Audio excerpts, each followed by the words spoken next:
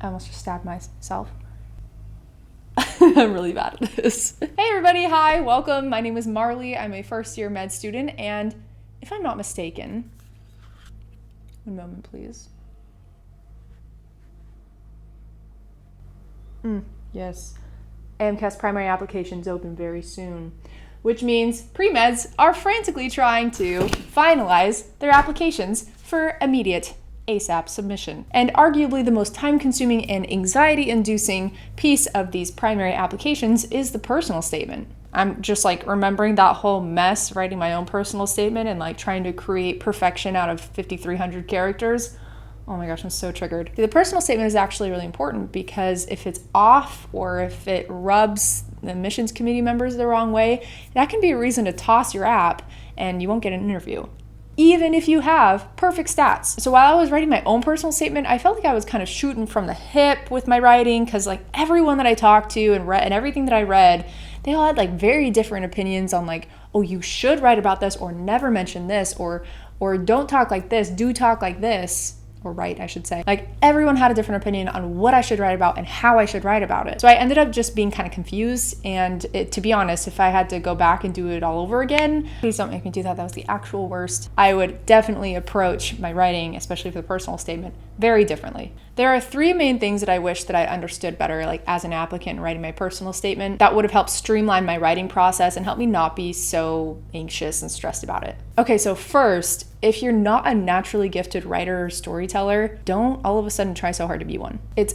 like painful to read a personal statement where it's really obvious that the applicant has just been like trying too hard, you know? Like they're trying to say what they think the admissions committee members will want to hear. Adcoms can sniff that out, see right through that. The personal statement is an applicant's best chance pre-interview to showcase their personality in the context of their why medicine journey. What I found out is that the easiest way to do this successfully is to write similar to how you talk in real life, minus the ums, the likes, the fillers, etc. Because doing so will obviously lead to you writing in a way that comes more naturally to you, which will then result in a personal statement that sounds much more genuine and therefore likable and impressive. I actually found it helpful while writing my secondaries to literally record myself talking about the topics that they asked me about or the prompts that they had for me, and then transcribe that and polish it up, maybe pull out a thesaurus a couple of times, but otherwise keeping the phrasing and wording pretty true to how I spoke in the recording. Now, I only did this for my secondaries, and I wish that I had done it for my personal statement because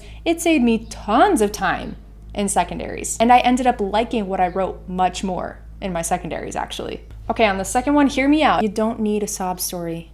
Or it doesn't even have to be a sob story, a non-sob story, whatever, about your family or friend or yourself or your great aunt or your second cousin fighting cancer or some other horrible health related ailment to justify your commitment to medicine. So many people have those kinds of stories, and really they all start to just kind of blur together and they all start sounding kind of the same. Of course, if a story like this is actually truly the reason or a major reason why you chose to commit to the field of medicine for a career, then yeah, by all means write about it. But often I'll like talk to premeds about their personal statements and they're like, I don't know what to write about. I haven't really had any sicknesses myself and I haven't had any like sick family or anything like that. And I just like don't know what to write about. And I'm like, there's more to commitment to medicine than just like having an experience with a sick person. Like fam, there is no requirement to have that kind of story in order to be interested in medicine, you know? That kind of story is not a requirement in a personal statement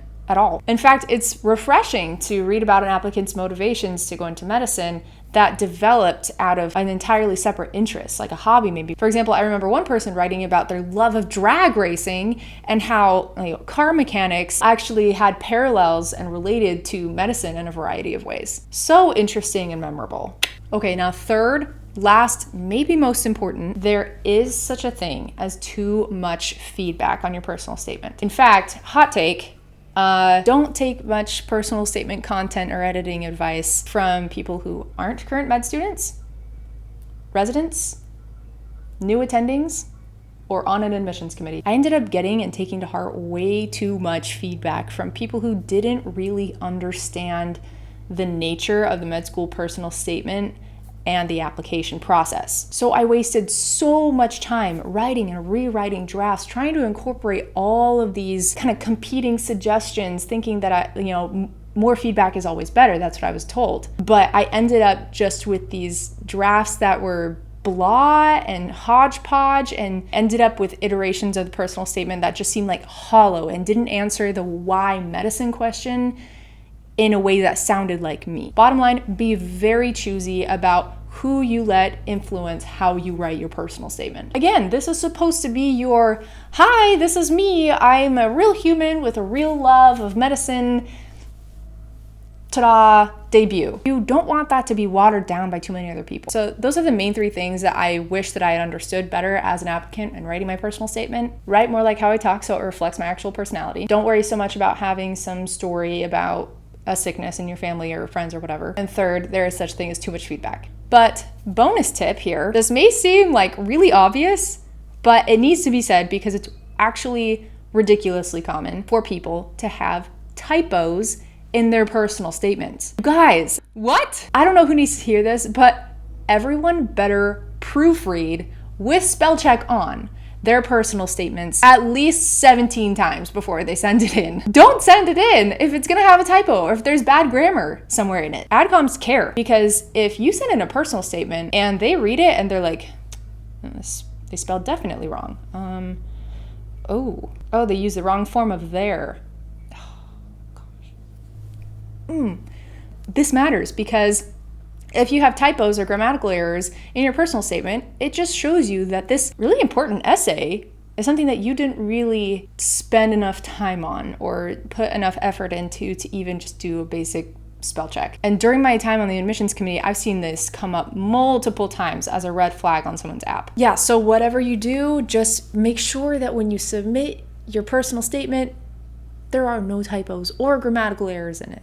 That's all. Please, please, please. Thank you. Okay. And before we wrap up, I like to ask a fun question. And since right now it's kind of like the home stretch of this academic year in med school, and I'm struggling, and I think pretty much all of us could use a little bit more positivity in our lives right now. So here's my question for you. What's one good thing that you heard about or saw recently? Just one good thing. Could be anything. The smallest thing ever. Tell me about it in the comments, and I'm actually so looking forward to your responses. And with that, I really hope this video was helpful to those who are applying in the current cycle, and good luck. Here's me sending all the good vibes to you. Yeah, so if you did find this helpful or enjoyable, let me know by leaving a like down below, subscribe if you haven't already, and also be sure to share with the pre-med people in your life. Love you all so much. Hope you all have a fantastic day, and hope to catch you next week.